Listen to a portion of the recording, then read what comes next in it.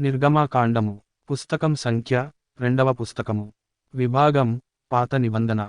వర్గము ధర్మశాస్త్రములో 2వ పుస్తకము. రచయిత మోషే గారు.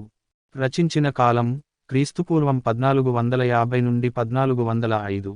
రచించిన ప్రదేశం సీనాయి అరణ్యము. వ్రాయబడిన భాష ఆదిమ హీబ్రూ భాష. అధ్యాయాల మొత్తం 40.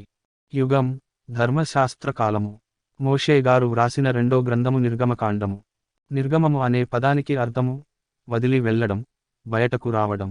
ఇశ్రాయేలీయులు ఐగుప్తు బానిసత్వం నుండి బయటకు వచ్చిన సంఘటన వలన ఈ పుస్తకానికి నిర్గమకాండము అని పేరు వచ్చింది.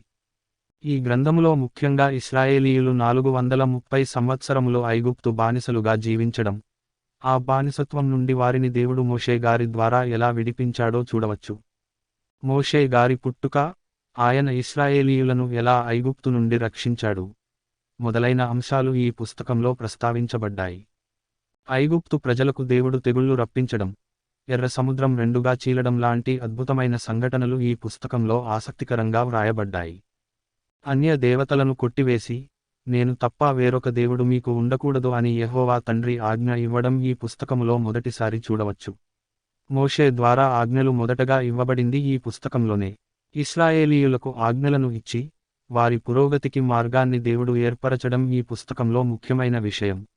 మందసము తయారు చేయడం ఈ గ్రంథంలో చూడవచ్చు. ఇశ్రాయేలీయుల సంప్రదాయాలు దాదాపుగా అన్నీ ఈ పుస్తకంలో మొదలు అవుతాయి. రేపటి భాగంలో 3వ పుస్తకం గురించి ప్రభువు చిత్తమైతే తెలుసుకుందాం.